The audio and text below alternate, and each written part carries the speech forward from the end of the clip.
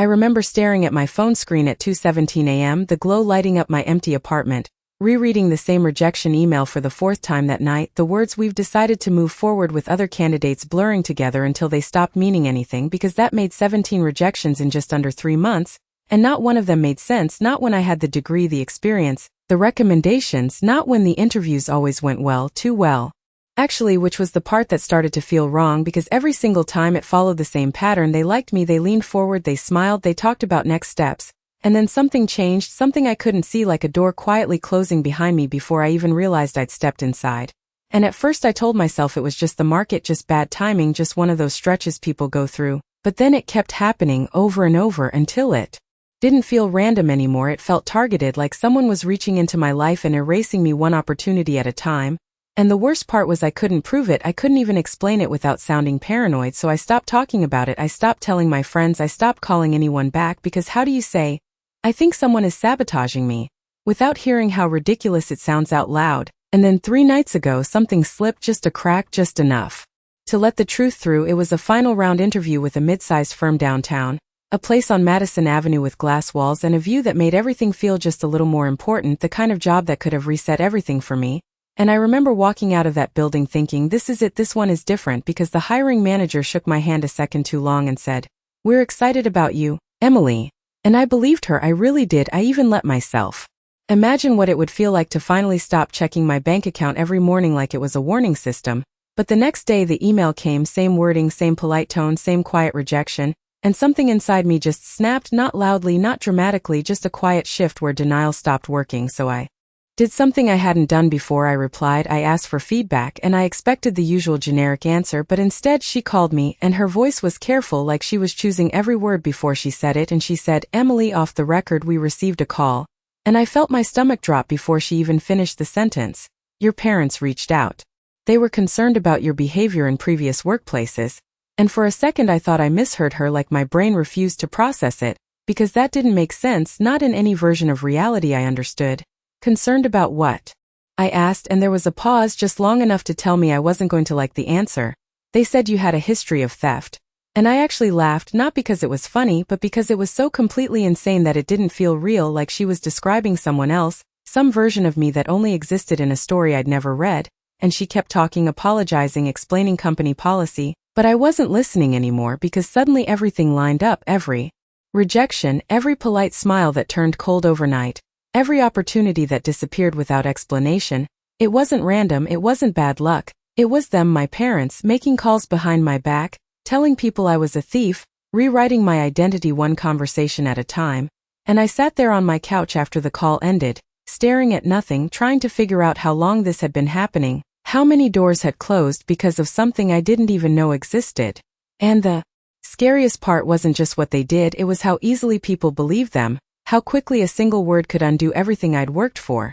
And I should have confronted them right then, I should have driven to their house and demanded answers, but I didn't, because deep down there was a part of me that already knew what they would say, how they would twist it, how they would make it sound like they were helping me, protecting me, the same way they always had. And I didn't realize it yet. Not fully, but that night wasn't just the moment everything fell apart. It was the moment I started to understand something much worse, that this wasn't new and that someone else had seen it coming long before I ever did. I did not sleep that night, not even for a minute, because once the idea took hold, it would not let go. It kept replaying in my head like a broken loop, every interview, every polite rejection, every moment I had doubted myself, and now each one had a new meaning, a new voice behind it, not mine, not theirs, but my parents. And the more I thought about it, the more something else surfaced, something older, something I had ignored for years because it was easier to believe I was the problem. Because that is what they had always told me, that I was careless, unreliable, not to be trusted. And suddenly I was not remembering isolated moments anymore. I was seeing a pattern, one that had been there my entire life, just hidden in plain sight, like the time I was 12 and my mother stood in the kitchen holding her wallet, asking in that calm, controlled voice if anyone had seen the missing $20, and before I could even respond, my father had already looked at me and said, "Emily, we talked about this," like it was already decided, like the answer was obvious. And I remember standing there trying to explain that I had not touched it, that I had not even been in her room, but no one asked for proof, no one checked anything, because the label had already been assigned, and once a label like that sticks, it does not need evidence anymore, it becomes the evidence. And that was the first time I understood what it felt like to be seen as something you are not, but it was not the last, not even close, because every small mistake after that got folded into the same story, every lost item, every misunderstanding, every moment of doubt, it all pointed back to me, reinforcing something that was never actually true. And Rachel, my sister, never had to carry that weight. She was the reliable one, the one they trusted with everything, the one who got praised for things I was never even given the chance to prove. And I told myself for years that it did not matter, that I would grow out of it, that once I built my own life, their opinions would not follow me, but I was wrong. Because they did follow me, not just in memory but in action, in phone calls I never heard, in conversations I was never part of, in warnings given under the guise of concern. And the realization settled in slowly but completely, like a door locking behind me. This was not a misunderstanding. This was not them being overprotective. This was deliberate, consistent, and worst of all, effective, because it worked. It erased me before I even had a chance to exist in those rooms, and I kept thinking back to something my grandmother once said to me. A quiet afternoon in her living room about 2 years before she passed. The sunlight coming through those lace curtains she refused to replace. Dust floating in the air like it had nowhere else to go. And she had been watching me, really watching me in a way no one else ever did, and she said, "People do not need the truth to believe something, Emily. They just need a story they have already accepted." And at the time I nodded like I understood, but I did not fully, not until now, because now I could see exactly what she meant. My parents had created a story about me years ago, and they had been feeding it to the world piece by piece, making sure it stayed alive long after I thought I had escaped it. And what scared me was not just how far they had gone, but how far they might still go, because if they were willing to do this, to call complete strangers and rewrite who I was, then there was no version of my future that was safe from them, no opportunity they could not touch, no life I could build that they could not quietly dismantle. And I sat there in the early morning light, my phone still in my hand, realizing something that felt both terrifying and strangely clarifying. This was not going to stop on its own, not with time, not with distance, not with silence, and for the first time I stopped thinking about how to fix my situation, and started thinking about something else entirely, how to prove it.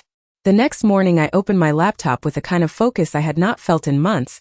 Not the desperate kind that comes from trying to survive, but something sharper, quieter, like I had finally stopped guessing and started seeing the shape of the problem, because if they were making calls, then there had to be a pattern, there had to be a trail. And for the first time I stopped looking at my failures as random events and started treating them like data.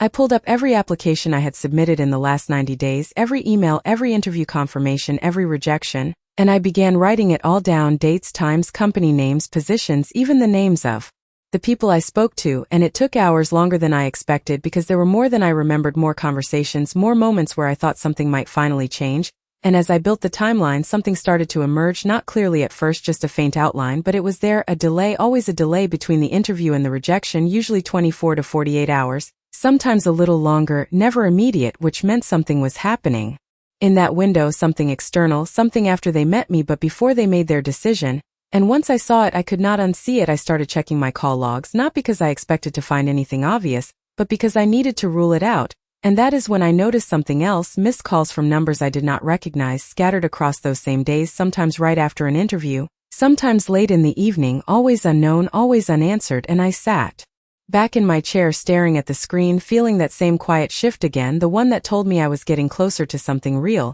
Because this was no longer just a feeling, it was structure, it was repetition, it was intentional. And for a moment I considered what it would mean if I was right, if they were not just speaking to companies but actively monitoring where I applied, which meant they had more information than I thought, access I had not considered, and that thought alone made my chest tighten, because it meant this was bigger than a few phone calls. This was coordinated, controlled, something that had been running in the background of my life without me even noticing. And I almost closed the laptop right then, because part of me did not want to keep going, did not want to confirm it, but another part of me, the part my grandmother always seemed to see, refused to stop. So I kept digging. I opened my email filters, my job search accounts, my resume submissions, looking for anything that could explain how they knew where to call. And then I saw it, something so small I had ignored it completely before: my emergency contact information, still listed on an old application profile I had not updated since college, my parents' phone numbers still attached to my name, still sitting there like an open door I never thought to close. And suddenly everything made sense in a way that felt almost too simple, too clean, because of course they knew, of course they had access, I had given it to them without even realizing. And for a second I just sat there, letting that sink in, the weight of it, the fact that something so small could be used in a way so damaging. And then another thought followed right behind it: One that felt different, heavier, not about what they had done but about what I could do now, because if I could see the pattern, if I could trace the timing, if I could identify the access point, then maybe, just maybe, I could catch it in real time, not after the damage was done, not through someone else's careful explanation, but directly, clearly, something I could hold on to, something that would not disappear the second someone denied it. And that is when I remembered the box, the one my grandmother gave me and told me not to open until I needed it, the one I had tucked away in the back of my closet and almost forgotten about entirely. And I did not know why that memory came back in that moment, or what it had to do with any of this, but something about the way she said it, the certainty in her voice, made it feel less like a coincidence and more like a step I had not taken yet. And for the first time since all of this started, I felt something I had not allowed myself to feel before. Not hope exactly, but direction, and I did not realize it then, not fully, but that box was not just something she left behind, it was something she had been waiting for me to find. I stood in front of my closet for a long time before I reached for it, longer than I want to admit, because once I opened that box, whatever was inside it would become real, and I was not sure I was ready for that yet, but something in me had already crossed that line, something that refused to go back to not knowing, so I pulled it down from the top shelf, brushing a thin layer of dust off the lid, and for a second I just held it there, remembering the day she gave it to me, the way she pressed it into my hands like it mattered, like it was not just an object but a decision. And I remember asking her what was inside, half expecting something sentimental, old photographs, maybe a letter, and she just smiled in that quiet way she had and said, "Not yet," like timing was more important than content. And now, standing there in my apartment with everything unraveling around me, I finally understood what she meant, because this was the moment, not when things were easy, not when I was comfortable, but when I had nothing left to rely on except the truth, and I set the box down on my kitchen table. The same table I had been staring at every night trying to figure out what I was doing wrong, and slowly, carefully I opened it, expecting something simple, something small, but what I found was anything but that. Inside was a set of neatly organized folders labeled in her handwriting, precise and deliberate, dates, names, categories, and for a second I just stared at them, trying to process what I was looking at, because this was not random, this was structured, intentional, like someone had been building a case, not over days or weeks, but over years. And my hand started to shake slightly as I picked up the first folder, flipping it open and seeing printed emails, transcripts of conversations, call logs, all of it documented in a way that felt almost overwhelming, like I had stepped into something much bigger than I realized. And then I saw my name highlighted, repeated across multiple pages, connected to notes, annotations, timestamps, and I felt that same shift again, only stronger this time, because this was not just suspicion anymore, this was evidence, and I kept going, moving from one folder to the next, each one revealing another piece, another pattern, until it became impossible to ignore what she had done. She had been watching, not in a passive way, not just noticing things, but actively recording them, preserving them, building something that could not be dismissed as misunderstanding or exaggeration. And buried deeper in the stack, I found something that made everything else fall into place, a timeline, detailed, cross-referenced, mapping out specific incidents, conversations, and most importantly, calls, outgoing calls from my parents' numbers to businesses, to offices, to places I had applied to, and I felt my breath catch as I traced one line with my finger, a date that matched exactly with one of my interviews, the same one I had walked out of feeling certain about, the same one that disappeared overnight, and next to it, a note in her handwriting, simple, direct, call made 4:12 p.m., language used, history of dishonesty, recommendation, do not hire. And I had to sit down, because seeing it written like that, documented, verified, it hit differently than hearing it secondhand. It removed all doubt, all room for interpretation, and replaced it with something solid, undeniable. And as I kept reading, I realized something else, something I had not even considered before. This did not start recently, this went back further, much further, years of behavior, patterns I had never connected because I did not have the full picture, and she had seen it all, understood it. And instead of confronting it directly, she had done something smarter, something quieter. She had prepared, and at the very bottom of the box, beneath everything else, there was one final envelope, thicker than the others, sealed, with my name written across the front in the same steady handwriting, and I knew before I even touched it that whatever was inside was not just another piece of information, it was the reason she told me to wait, the reason she said I would know when the time was right. And as I held it in my hands, I realized something that changed everything again. She had not just been documenting what they did, she had been planning what I would do next. For a moment I just held the envelope without opening it, feeling the weight of it in my hands, like it carried more than paper, like it carried intent, and I realized my grandmother had never done anything halfway, not in her life, not in the way she ran things, not in the way she observed people, and definitely not in something like this, so whatever was inside was not going to be emotional or symbolic, it was going to be precise, purposeful, something meant to be used, and that thought alone steadied me, because for the first time since everything started falling apart, I was no longer reacting, I was stepping into something that had already been prepared, so I slid my finger under the seal and opened it carefully, unfolding the documents inside one by one, and the first thing I saw was not what I expected. It was not a letter, not at first. It was a printed document, formal, structured, the kind of formatting you see in legal paperwork, with headings, numbered sections, and my eyes went straight to one line near the top, bolded, unmistakable, affidavit of documented interference. And I actually paused, reading it again just to make sure I was not misunderstanding, because this was not just evidence anymore, this was classification, this was something that had been organized into a legal framework, something that could stand on its own, and beneath it were pages detailing specific incidents, dates, times, references to the files I had just gone through, all connected, all cross-referenced, and I felt something shift again. Not shock this time, not even anger, but clarity, because this was no longer about what they said or how I felt, this was about what could be proven. And as I turned the page, I found the letter, her handwriting again, steady, direct, no wasted words. Emily, if you are reading this, then the pattern has reached a point where it is no longer deniable. And I stopped there for a second, because that was exactly what this was, not new behavior, not a sudden escalation, but a point of recognition, and I kept reading.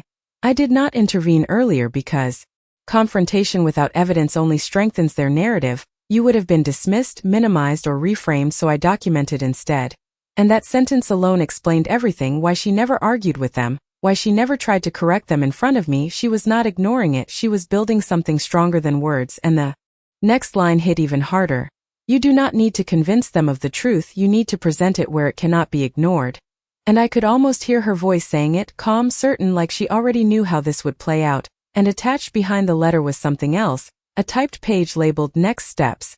And my hands tightened slightly as I read it, because this was not just about understanding anymore, this was instruction, clear, deliberate, step by step, outlining exactly what to do, who to contact, how to present the documentation, even how to phrase certain statements to avoid emotional framing and keep everything grounded in verifiable fact. And I realized then that she had not just prepared evidence, she had prepared me, or at least a version of me she believed I could become, someone who would not react impulsively, someone who would not get pulled into arguments that went nowhere, someone who would move with intention. And at the bottom of that page there was one final note underlined: do not confront them first. And I let out a slow breath as I read it, because that was exactly what I had been thinking about doing, driving over there, demanding answers, trying to force them to admit something they would never admit. And she knew that, she anticipated it and redirected it, and beneath that line was a name, someone I did not recognize, followed by a phone number and a short description. Employment attorney, previously advised on similar matters. And I stared at it for a long moment, because this was no longer theoretical, this was actionable, this was a path forward that did not depend on them telling the truth. And for the first time since all of this started, I felt something settle into place, not relief, not yet, but control, because everything they had done relied on me being unaware, unprepared, reactive, and now for the first time I was none of those things. And as I set the papers down on the table, I realized something else. Something that changed the way I saw everything that had happened up to this point. They thought they were ahead of me, but they were not anymore, and maybe they never really were. I did not call the number right away, even though it was right there in front of me, even though every instinct was telling me to move, to act, to finally do something instead of just reacting, because for the first time rushing felt like the wrong move. And that alone told me how different this moment was from everything before, so instead I followed the instructions exactly the way she laid them out. Starting with the part that felt the least urgent but turned out to be the most important, preparation. I spent the next 6 hours organizing everything, not just reading it, but structuring it the way she had shown me, building a clean timeline, separating assumptions from facts, labeling each piece of evidence with dates, sources, and relevance. And it was exhausting in a way I did not expect, not physically but mentally, because every document forced me to relive something I had already tried to move past. Every line connected back to a moment where I had doubted myself, blamed myself, adjusted my expectations to fit a reality that was never actually true, and now I was seeing it from the outside like someone else's story, and it was impossible to ignore how consistent it was, how deliberate, how controlled. And somewhere in the middle of all that, something shifted again, something subtle but important. I stopped asking why they did it, because that question did not change anything, it did not move me forward. It only pulled me back into a cycle of trying to understand people who had already shown me exactly who they were. So instead, I focused on what could be proven, what could be presented, what could not be dismissed, and by the time I finished, the table in front of me looked completely different, no longer scattered papers and loose thoughts, but a structured file, clear, direct, something that told a story without needing explanation. And that was the point, not to argue, not to convince, but to show. And when I finally picked up my phone and dialed the number at the bottom of the page, I felt something I had not felt in a long time, not anxiety, not hesitation, but alignment, like I was stepping into something that had already been set in motion long before I understood it. And when the call connected, the voice on the other end was calm, professional, not surprised, and that was the first thing that stood out to me. Like my name was not new information, like this call had been expected. "This is Daniel Harper," he said, and for a second I just held the phone, letting that sink in, because there was something about the way he said it, steady, assured, that made everything feel just a little more real. "My name is Emily Carter," I replied, and there was a brief pause, not confusion, not uncertainty, but recognition. "I was wondering when you would call," he said, and that sentence alone changed the entire weight of the moment, because it meant this was not just preparation, this was coordination, something that extended beyond my awareness, and I felt my grip tighten slightly as I shifted in my chair, suddenly more aware of how much had been set up without me even realizing it. And he continued, not rushing, not overwhelming, just laying things out the same way my grandmother had, clearly, step by step. "Before we discuss options, I need to confirm something. Have you reviewed all the material she left for you?" And I glanced down at the organized stack in front of me, at the notes in her handwriting, at the timeline I had just built, and for the first time I did not feel like I was guessing. "Yes," I said, and he paused again just for a second before responding. "Good, then you already understand this is not about a single incident. This is a pattern of interference, and patterns are what hold up in situations like this." And I nodded even though he could not see me, because that was exactly what it was, not one moment, not one accusation, but a system. And then he said something that stayed with me long after the call ended, something that shifted the way I saw what was coming next. "The advantage you have is not just the evidence, it is the timing." And I frowned slightly, not fully understanding, and he clarified, "They believe they are still in control of the narrative, which means they are likely still acting on it." And I felt that quiet shift again. The one that meant something important was about to click into place, because if they were still doing it, if they had not stopped, then this was not just about exposing what had already happened, it was about catching it as it happened in real time. And for the first time since all of this began, I was not thinking about the past anymore, I was thinking about what they were going to do next. The next morning I woke up before my alarm, not because I had rested, but because my mind had already moved ahead of me, replaying what Daniel said about timing, about catching it in real time.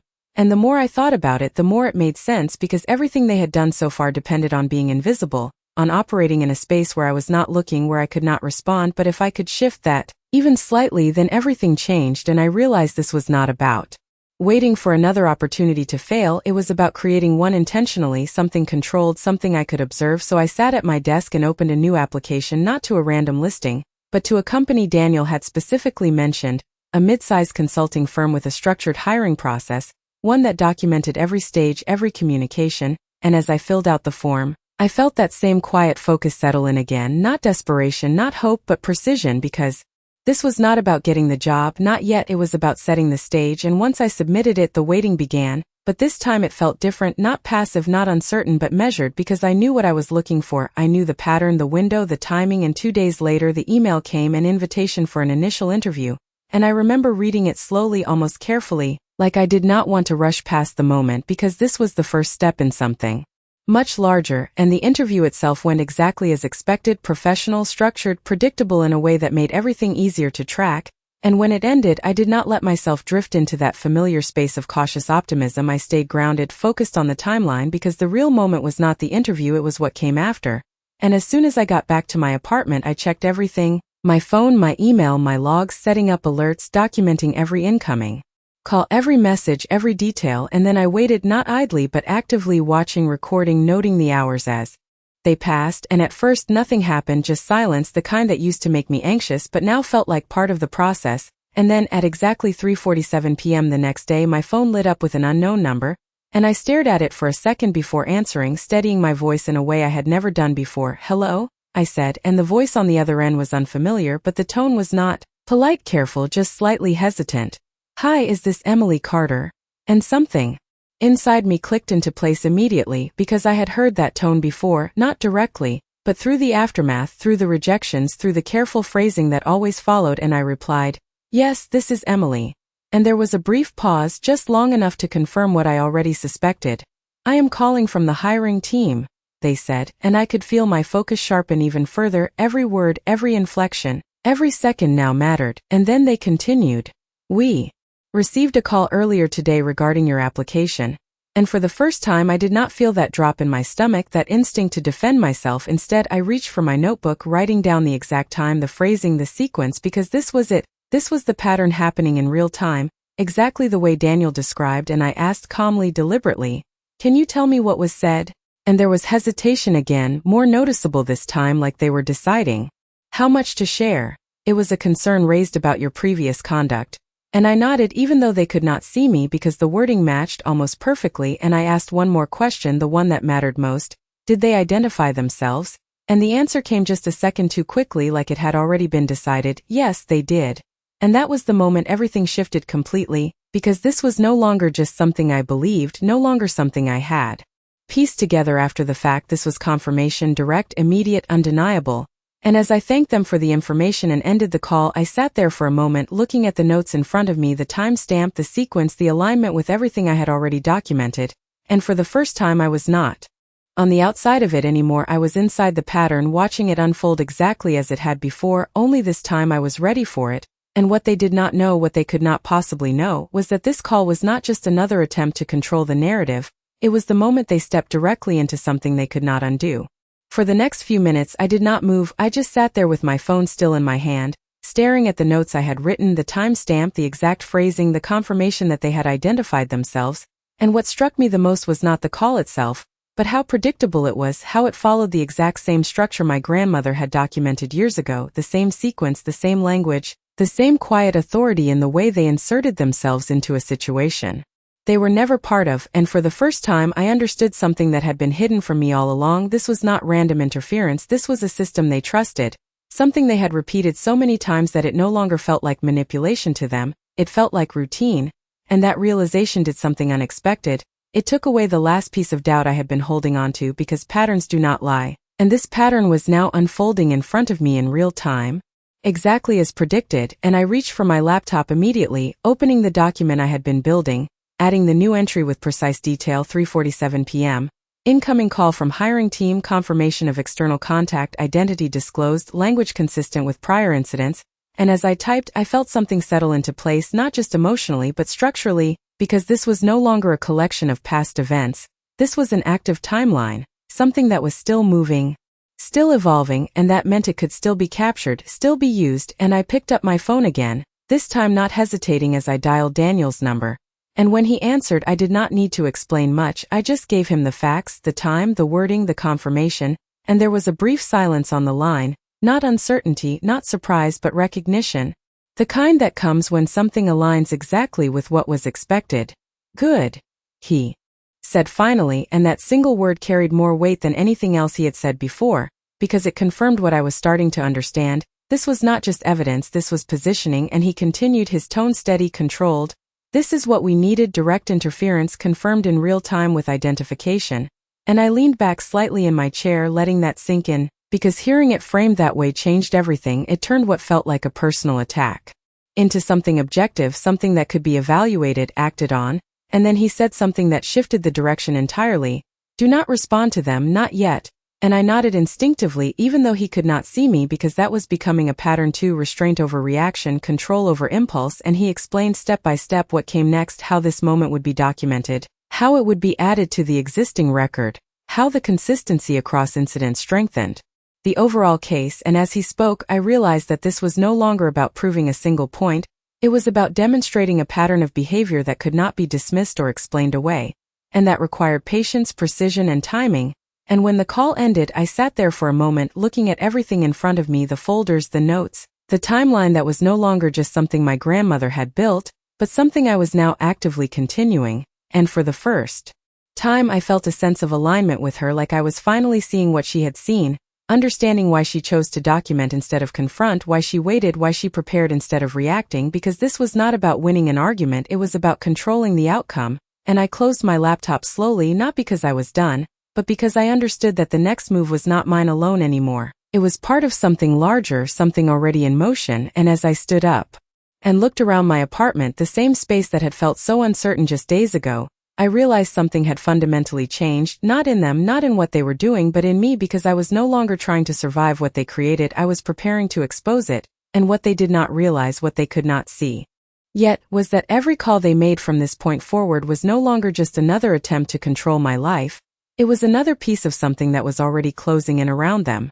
The next few days moved in a rhythm I had never experienced before, not chaotic, not uncertain, but controlled, almost methodical, like every step I took now had a purpose that extended beyond the moment itself, and I followed Daniel's instructions exactly, applying to 2 more positions within the same structured hiring systems, spacing them out carefully, documenting everything from submission times to confirmation emails, and each time the pattern repeated, not perfectly identical, but close enough that it removed any remaining doubt. Interviews scheduled, conversations that felt promising, and then within that same narrow window, the interruption, a call, a concern, a quiet shift in tone that I had come to recognize immediately, and each instance added another layer, another data point, another piece that reinforced what was no longer a theory but a documented pattern of interference. And what changed the most was not what they were doing, but how I responded to it, or more accurately, how I did not respond, because every instinct still told me to confront them, to call and demand an explanation,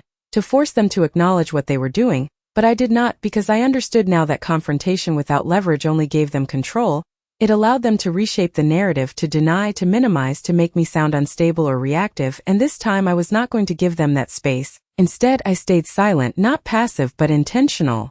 Observing, recording, building something that could not be dismissed with a simple denial. And somewhere in the middle of all this, something unexpected happened, something I had not planned for. Rachel called me, and I remember staring at her name on my phone for a few seconds before answering, because she almost never reached out unless it was something specific, something structured, and her voice, when I picked up, was the same as it had always been, calm, composed, just slightly distant. "Hey, I heard you have been applying again," she said, and the wording alone made something click in my mind, not what she said, but how she said it, like it was already known, already discussed somewhere else before it reached me. And I kept my voice steady, neutral. "Yeah, I have been looking." And there was a pause, just long enough to suggest she was choosing her next words carefully. "You should be careful," she said, and that sentence, simple as it was, carried more weight than anything else she could have said, because it was not concern, not really, it was positioning, the same kind I had been documenting, the same subtle framing that suggested there was something wrong with me without ever stating it directly. And I felt that familiar pattern unfold again, not through a hiring manager this time, but through her, reinforcing the same narrative in a different context. And I asked calmly, "Careful about what?" And she hesitated just slightly before answering, "You know how things can get misunderstood." And I almost smiled at that, not because it was amusing, but because it was so consistent, so aligned with everything I had already documented.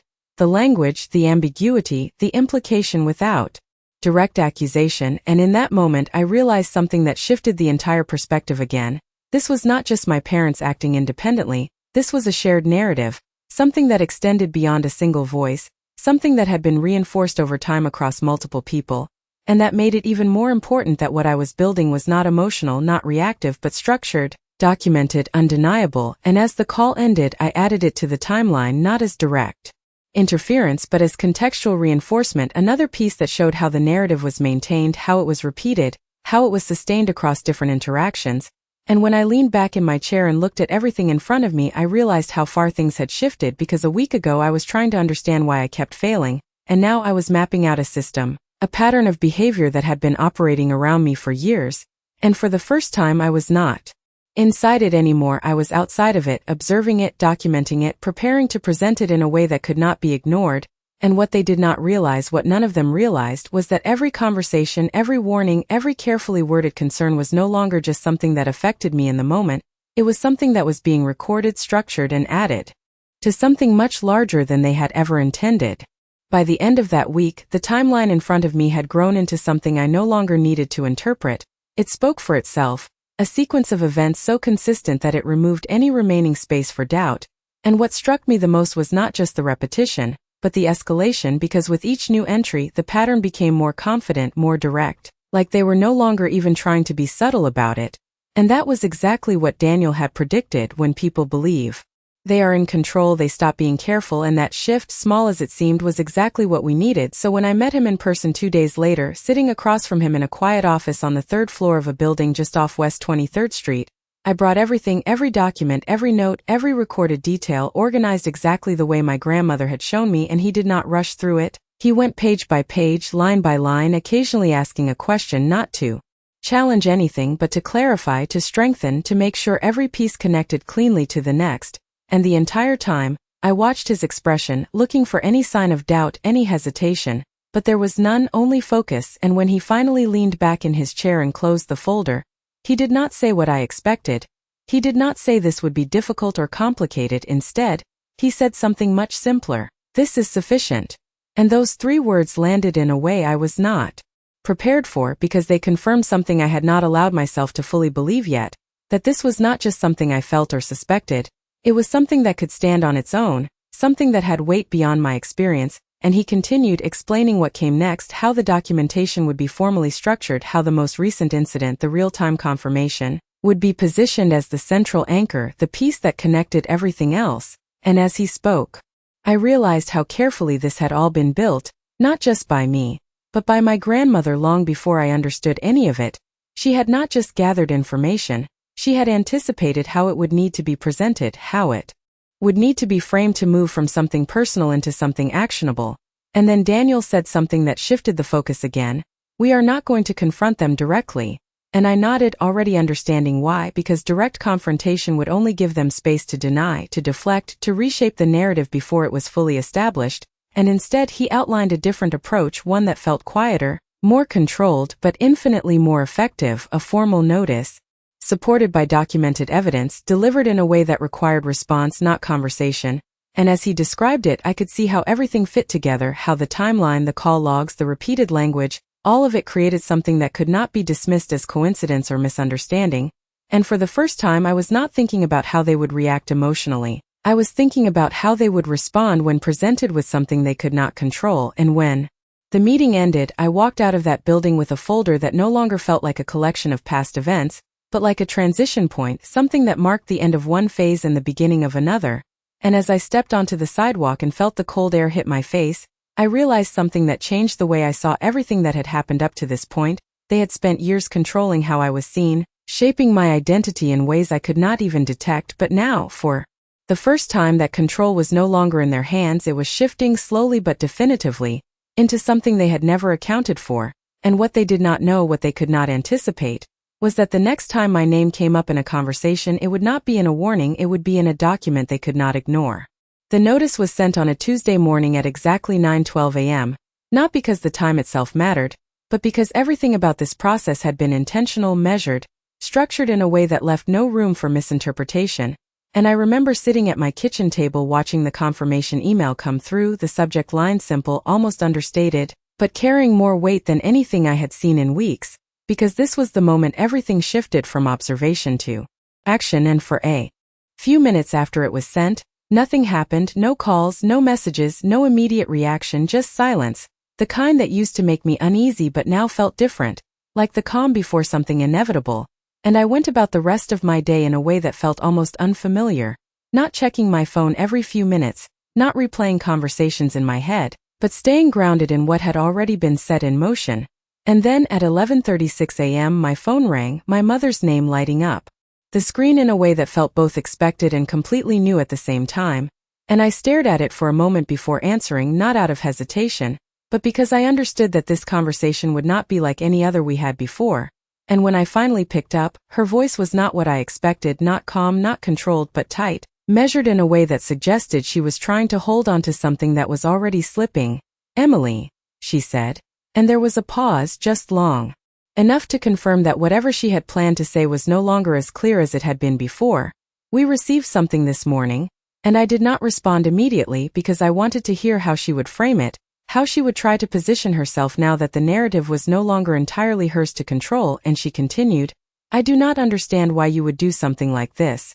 And there it was, the shift, not denial, not outright, but confusion, reframing, an attempt to move the focus away from what had been presented and onto my actions instead.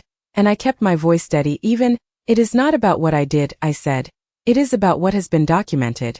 And there was silence on the other end for a second longer this time, and I could almost feel the recalibration happening, the adjustment, the search for a response that would regain some level of control. And then she said something that would have affected me deeply just a week ago, something designed to pull me back into that familiar dynamic. "We were only trying to help you."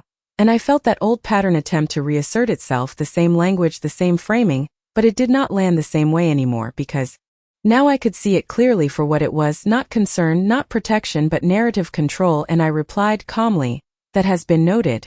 And I could hear the shift immediately, the subtle change in her breathing, the realization that this was not going to follow the script she expected. And then my father's voice came on the line, more direct, less filtered.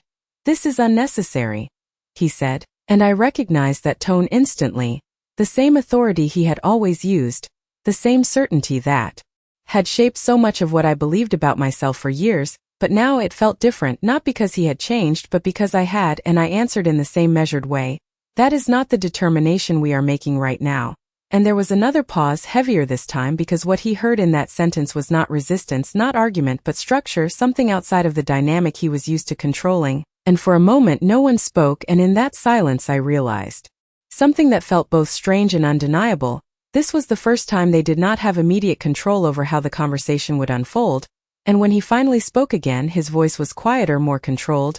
"We will respond appropriately," he said, and I nodded even though he could not see me, because that was exactly what this process required, not reactions, not arguments, but responses. And when the call ended, I set my phone down slowly, taking a breath I did not realize I had been holding, and I looked at the folder on the table, at the documents that had shifted everything from something invisible into something undeniable. And for the first time I understood what my grandmother had meant when she said I would know when the time was right, because this was not about proving them wrong in a conversation. It was about placing the truth somewhere it could not be ignored. And what they did not realize, what they were only beginning to understand, was that this was no longer something they could talk their way out of. It was something they had already stepped into.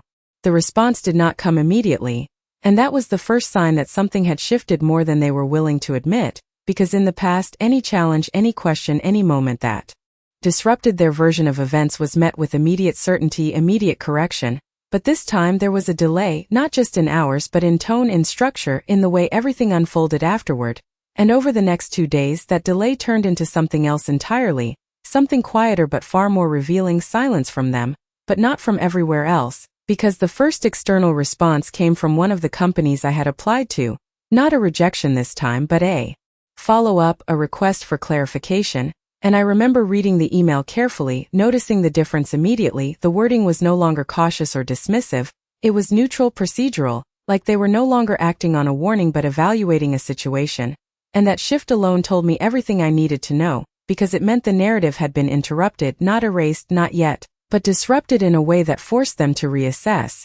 And I responded exactly as Daniel instructed, not defensively, not emotionally, but with documentation, references, timestamps, a structured explanation that did not argue, did not accuse, but presented. And within hours the reply came back, brief, direct.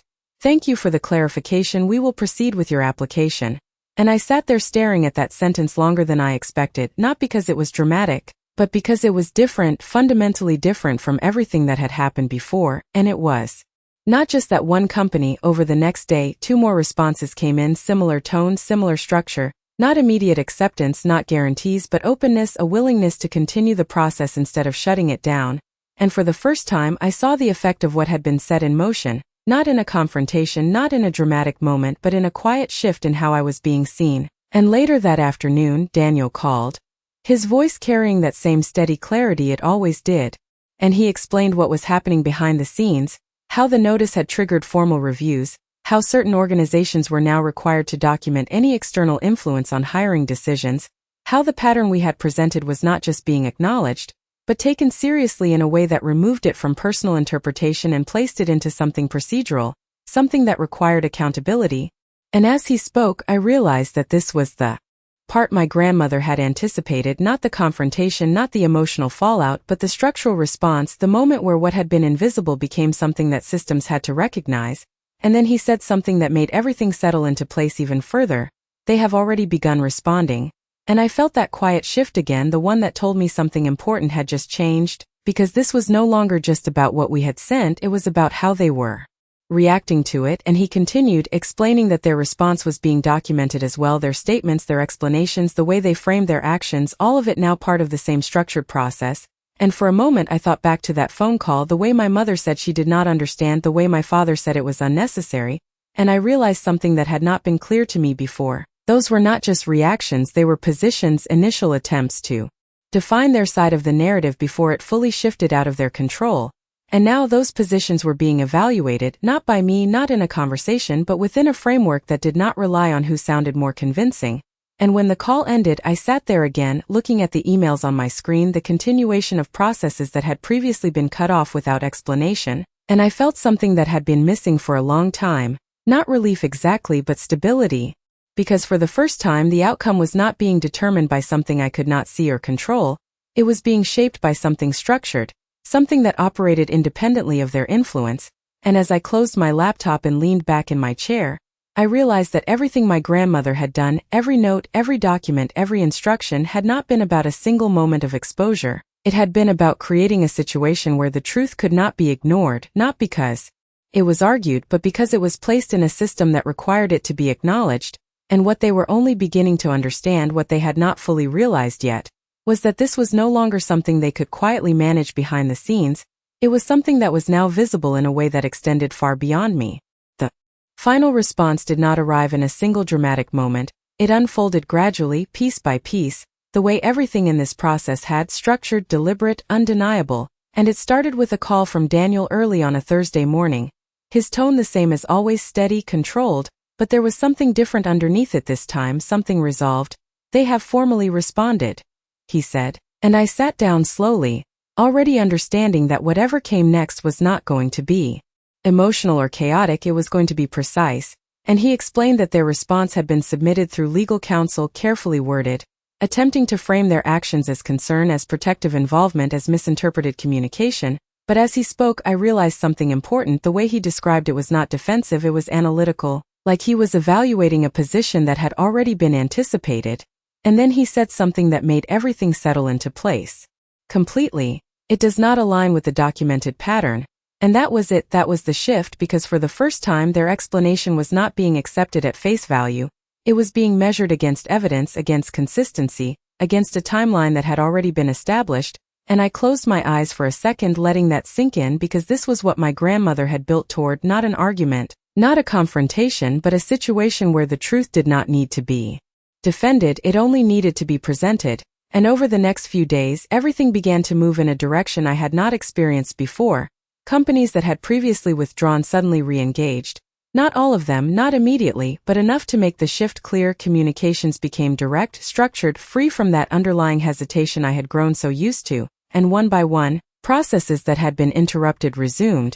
And then late Friday afternoon, I received an email that felt almost surreal in its simplicity. "We would like to extend an offer."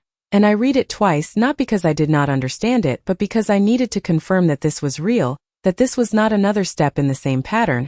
And as I sat there holding my phone, I realized something that went beyond the offer itself. It was not just that I had an opportunity again, it was that the interference no longer held the same power. The narrative that had followed me for years had finally been interrupted in a way that could not be easily restored. And later that evening my phone rang again, my father's name appearing on the screen, and for a moment I just looked at it, not with hesitation, not with anxiety, but with clarity. And when I answered, his voice was different, not controlled in the same way, not certain but measured, cautious in a way I had never heard before. "We did not expect this to go this far," he said, and I listened, not reacting, not engaging in the way I would have before, because this was no longer about the conversation. It was about what had already been established. And he continued, "We were trying to help you." The same words, the same framing, but now they felt different, not because the words had changed, but because their position had. And I replied calmly, "That has been documented." And there was silence, longer this time, heavier, and in that silence I realized something that marked the true end of everything that had come before. They no longer had control over how this would be interpreted. Not by me, not by anyone else. And when the call ended, I set my phone down and looked around my apartment, the same space that had felt so uncertain just weeks ago. And I understood something in a way I never had before. This was not just about proving them wrong. It was about reclaiming something that had been shaped without my awareness for years, and as I picked up the offer letter again, reading through the details, the position, the salary, the start date, I felt that shift fully settle into place, not just externally but internally, because for the first time my future was no longer being defined by a story I did not write. And what they did not realize, what they may never fully understand, was that this was not the moment I won. It was the moment their version of me stopped existing entirely.